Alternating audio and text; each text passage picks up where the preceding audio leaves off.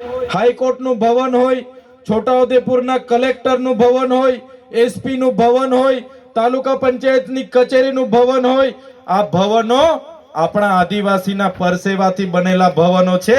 એમનેમ કોઈ ભવનો બન્યા નથી. ત્યારે આવનારા દિવસોમાં એ વાત પણ આપણે કહેવું પડશે.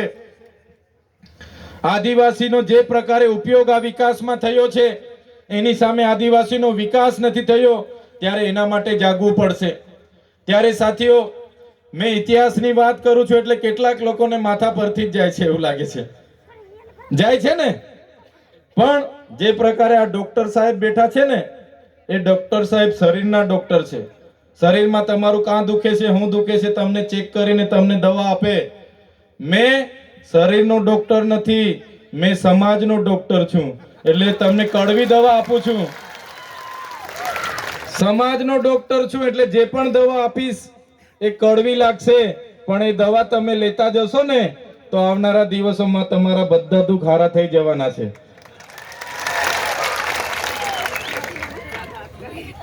આજે ડીજે ની વાત કરી, ચાલો અહીંયા બધા યુવાનો છે, બોલો બધા આ બાજુ. અહીંયા ડીજે આવ્યા હોય તો આપણા યુવાનો 10 વાગ્યાથી નાચે, આપણી બહેનો 10 વાગ્યાથી નાચે, 4 વાગે પેલો ડીજે વાળો બંધ થાય ને એટલે ડીજે વાળાને ધમકાવે, ઓય ચાલુ કર, અમારે નાચવાનું છે. થાય છે કે નથી થતું? 10 વાગેથી નાચે છે, કૂદે છે, જોર જોર કૂદે કૂદે કૂદે. 4 વાગે પેલો ભાઈ થાકેલો એ બંધ કરીને ઊંઘવા જાય ને કે એ ચાલુ કર, નાચવાનું છે અમારે, હજુ પણ અમને થાક નથી લાગી. આટલી જ તાકાત આ કુદરતે આપણને આપેલી છે. કોઈ આટલું નાચે? 10 વાગ્યાથી 4 વાગ્યા સુધીથી બજાર વાળા નાચે? એમની નાચવાની તાકાત છે? આપણા વાળા પર જ તાકાત છે ભાઈ. 10 વાગ્યાથી 4 વાગ્યા સુધી એ કુદરતે આપેલી શક્તિ છે આપણા પર, કૌશલ્ય છે, એને બહાર લાવો. મારા યુવાનો, મારા યુવતીઓને બધાને મારી વિનંતી છે, એ શક્તિનો ઉપયોગ માત્ર નાચવા કૂદવામાં જ નહીં કરો. એ શક્તિનો ઉપયોગ માત્ર નાચવા કૂદવામાં નહીં કરો, એ શક્તિનો ઉપયોગ તમારા ભણવામાં બી કરો, તમારા કેરિયર બનાવવામાં બી કરો. તે જ દિવસે આપણો સમાજ આગળ આવવાનો છે. નહીં તો નાચવા કૂદવામાં બધી શક્તિ પૂરી કરી દેશો ને, આપણો સમાજ આગળ આવવાનો નથી. આપણા લોકો, છોકરો ભણે નહીં ભણે, 12મું પાસ કરે નહીં કરે, બાજુવાળાના છોકરાને પેલા KTM લઈ આપી હોય, R15 લઈ આપી હોય, એટલે આપણા વાળો બી કઈ નહીં, બાજુવાળો છોકરો લાવ્યો જ છે ને, આપણા છોકરાને બી આ ખેતર વેચીને આપી દઈએ, આપણા છોકરાને બી આઈફોન લઈ આપીએ ને છોકરો બી પાછો મજબૂર કરે, બ્લેકમેલ કરે, પપ્પા મને લઈ આપો બાકી હું કોલેજ નહીં જામ. મારી હાથેના બધા છોકરાઓ પર આઈફોન છે, મને બી આઈફોન જોઈએ. થાય છે કે નથી થતું? બધા છોકરાઓ ગાડીઓ લઈને આવે, મને પણ પપ્પા લઈ આપો. એટલે પેલા બિચારા મા બાપે ના છૂટકે એને ATM KTM કે શું કહેવાય બધું લઈ આપવું પડે. લઈ આપવું પડે છે ને? અરે જો તો ખરા, પછી છોકરાઓ કાનમાં મોબાઈલ ને એટલી રેસ લાખીને અહીંયા ફરતા હોય, છોટાઉદેપુરમાં ને જોજમાં ને.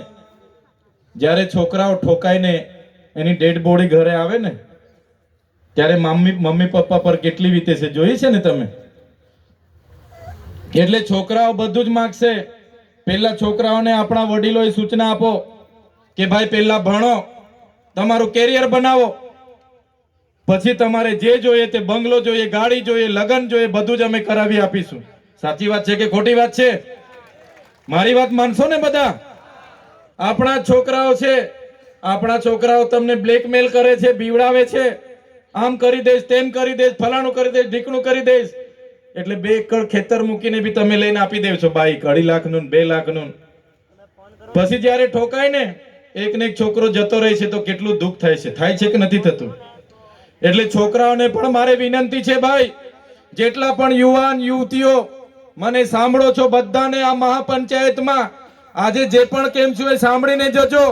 વડીલોને પણ કેમ છું અને યુવાન યુવતીઓને પણ કેમ છું. યુવાન અને યુવતીઓ પહેલા તમારું કેરિયર બનાવો, તમારું ભવિષ્ય બનાવો. તમારે હજુ ખૂબ લાંબુ જીવવાનું છે, આવનારું ભવિષ્ય બનાવવાનું છે. આપણા વડવાઓ જીવીને જતા રહ્યા, રાજી ખુશી ખાઈ પીને જતા રહ્યા ધરતી પર, પણ તમારે હજુ લાંબુ જીવવાનું છે. મમ્મી પપ્પા પર નિર્ભર ના રહો, મમ્મી પપ્પાને બ્લેકમેલ ના કરો અને વ્યસન ફેશન થી તો દૂર જ રહો. આજ મારે તમને વિનંતી છે, મારા વડીલોને પણ વિનંતી છે, કોઈ છોકરા છોકરીઓને તમે ભણાવો, એને મજૂરી ના લઈ જાઓ. શું કામ છે એને મજૂરી લઈ જઈને શું કરવાના? એ લોકો તમારા જેવા મજૂર બનાવવા માંગો છો? એ દીકરા દીકરી જ્યાં સુધી ભણવાના હોય ત્યાં સુધી ભણાવો. જોઈએ તો 2 રોટલી ઓછી ખાવાની છે આપણે, પણ આપણા દીકરા દીકરીઓને જેટલું ભણે એટલું આપણે ભણાવવાનું છે. શિક્ષણ સિવાય ઉદ્ધાર નથી. આજે આપણો સમાજ બીજા સમાજની હરોળમાં નથી, બહુ પાછળ છે. આજે આપણે કહીએ છીએ કે આપણા દીકરા દીકરીઓ કેમ નથી, પણ એમાં આપણે બધાએ ધ્યાન આપવું પડશે, ભણાવવું પડશે, ગણાવવું પડશે, કડક ભાષામાં એને કહેવું પડશે. એ વાત આ મંચ પરથી હું કહેવા માટે જ આવ્યો છું. સાથે સાથે આ મંચ પરથી મારું બીજું પણ સૂચન છે, મારી જેટલી પણ બહેનો બેઠી છે, આપણી દીકરીઓને કહી દેવાનું, પુખ્ત વયના થયા પછી જ લગ્ન કરે. આપણા યુવાનોને પણ કહી દેવાનું, 21 વર્ષ પછી જ લગ્ન કરવાનું. નાની વયે ગામડાઓમાં છાનામાના લગ્ન કરી લે છે, બાળકોને જન્મ આપી દે છે, અને બાળકોનો જન્મ થાય એટલે બાળક એ વજનમાં પણ ઓછું હોય, ઊંચાઈમાં પણ ઓછું હોય, અને કુપોષણનો શિકાર બને છે. સાચી વાત છે કે ખોટી વાત છે? ભાઈ મેં ખોટું બોલું છું કે સાચું બોલું છું? પહેલા આપણા ઘરમાં 2 ટાઈમના ખાવા માટેના રોટલા છે કે નહીં? 2-3 જોડી પહેરવાના કપડા છે કે નહીં? વહુ આવશે તો એને હાથે રાખવા માટે ગોદડા પોટલા છે કે નહીં? એ જોઈને પછી વહુ લઈ આવો, એમને વહુ લઈ આવીને ભાગી જવાનું બંધ કરો. પુખ્ત વયના થાવ, કમાવ, પછી દીકરીને લઈ આવો. સાચી વાત છે કે ખોટી વાત છે? એટલે મારા ગામના વડીલો, મારા મુખીઓ બેઠા છે, મારા સરપંચો બધા બેઠા છે, સૌને મારી 2 હાથ જોડીને વિનંતી છે, મારા યુવાનોને પણ વિનંતી છે, જ્યાં સુધી તમે કેપેબલ ના થાવ ત્યાં સુધી લગ્ન માટે લઈને ભાગી જવાનું છોડી દો. ગામના લોકો તમને, તમારા માતા પિતા અને દીકરીના મમ્મી પપ્પા પણ તમને રાજી ખુશીથી લગ્ન કરાવવા તૈયાર થશે, જો તમે મહિનામાં 2 પૈસા કમાતા હશો, તમારું ઘરબાર ચલાવવાના સક્ષમ હશો, તો દીકરા દીકરી પણ, એમના માતા પિતા પણ તમને પરણાવવા માટેની પરવાનગી આપશે. આજે ગુજરાતમાં 3,21,000 બાળકો કુપોષણથી પીડાય છે. એમાં સૌથી વધારે બાળકો કુપોષણથી પીડાતા હોય તો આપણા વિસ્તારમાં છે. આપણા 5 જિલ્લા દાહોદ, પંચમહાલ, છોટાઉદેપુર, નર્મદા અને ડાંગ એ ભારતના સૌથી વધારે કુપોષણ પીડાતા 10 જિલ્લાઓમાં આપણા 5 જિલ્લા આવે છે. ત્યારે એના માટે પણ આપણે જાગૃતતા લાવવી પડશે. આપણી માતા બહેનોને પણ હું વિનંતી કરું છું કે આપણા દીકરા દીકરીઓને સારા સંસ્કાર મળે, એમને જીવન સામે આવનારા પડકારો સામે, એ પડકારો ઝીલવા માટે પણ એમને સારું શિક્ષણ મળે, એ બાજુ આપણે ધ્યાન આપવું પડશે. આપણા દીકરાઓ અને દીકરીઓ ભણવા જાય છે, છાત્રાલયમાં શું કરે છે, કોની સાથે રહે છે, ક્યાં રહે છે, ભણે છે કે નથી ભણતા, એની તકેદારી પણ આપણે બધાએ લેવી પડશે. લેવી પડશે કે નહીં લેવી પડશે? લેવી પડશે ને. ત્યારે સમાજમાં ઘણા કુરિવાજો છે, ઘણા કુટીવો છે, ત્યારે અંધશ્રદ્ધાઓ છે, બધા જ બાબતે પણ આપણે ધ્યાન રાખવું પડશે. ઘણા આપણા વડીલો શું કરે છે, કોઈ પણ તહેવાર આવે, કોઈ પણ ધામે જવાનું હોય એટલે પ્રાથમિક શાળામાં ભણતા બધા જ છોકરાઓને રજા, 15 દિવસની રજા પાડીને રોડ પર, ચાલો ભાઈ ધામે જવાનું છે. ક્યાં જવાનું છે? કે ભાગવેલ જવાનું, કોઈ કે અંબાજી. આપણે બધા જવાનું, આપણે પુખ્ત વયના છે, આપણી શ્રદ્ધા આસ્થા માટે આપણે ચાલો ને 15 દિવસ અમરનાથ જઈ આવીએ, કઈ વાંધો નહીં. પણ જે ભણવા વાળા છોકરા છે એમને 15 દિવસની રજા શું કરવા પડાવો છો ભાઈ? એમને ભણવા દેવું જોઈએ કે નહીં દેવું જોઈએ? આપણા તો પ્રાથમિક શાળામાં હોય, એમને પણ બધાને ચાલો ભાઈ જવાનું છે, જવાનું છે, જવાનું, તો એમને ભણવા દો. આપણે ત્યાં જઈશું, જઈને આવીશું, નવું જાણીશું, તો એમને કહેવાનું છે. પણ આ બાબતે પણ આપણા લોકોએ પૂરેપૂરી ધ્યાન રાખવાનું છે.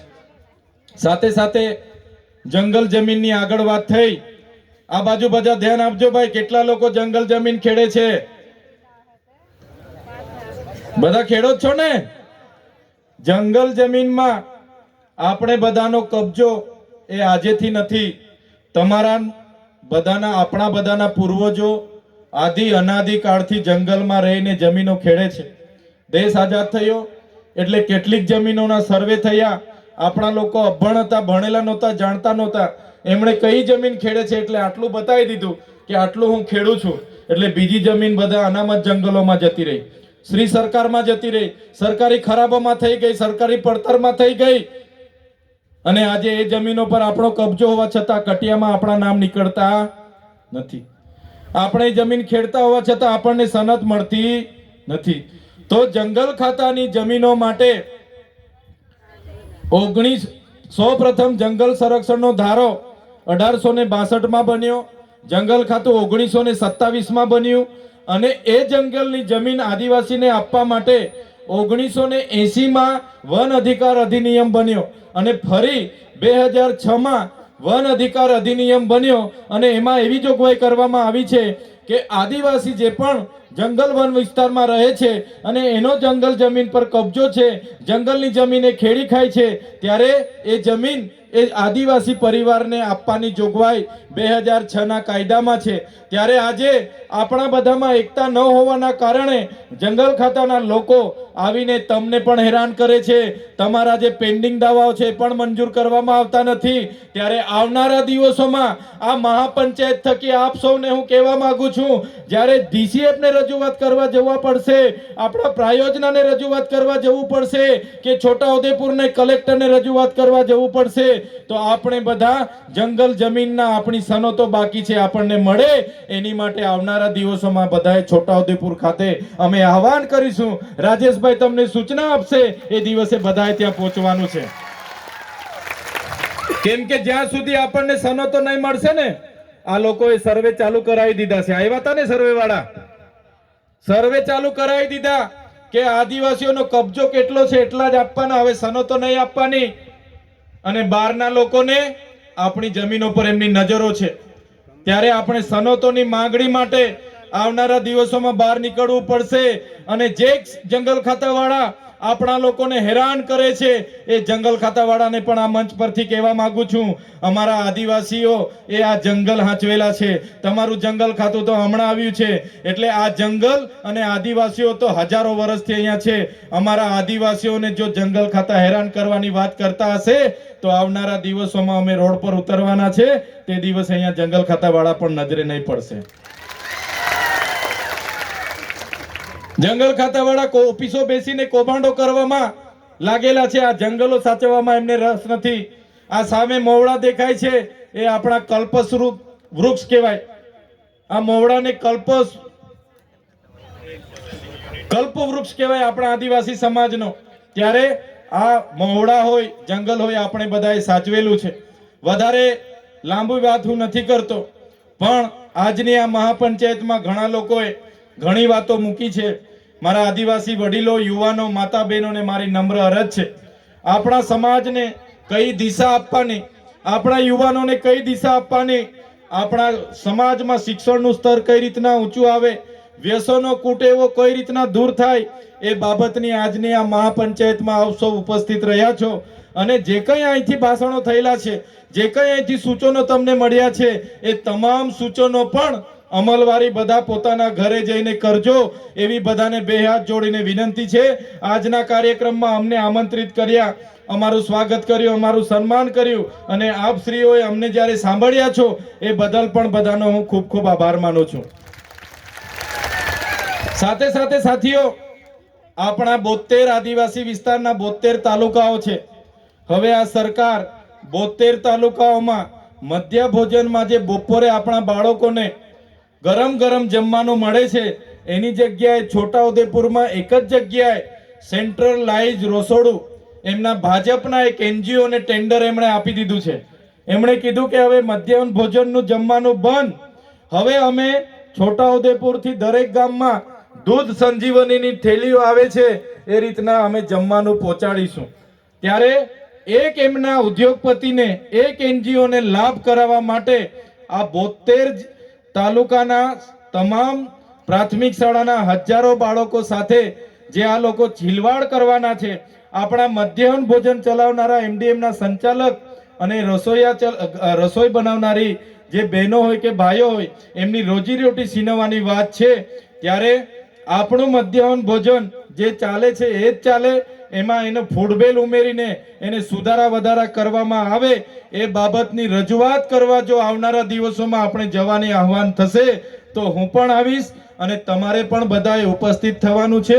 આપણા બાળકોના મધ્યાહન ભોજનના ભોજન માટે પણ આપણે લડવું પડશે.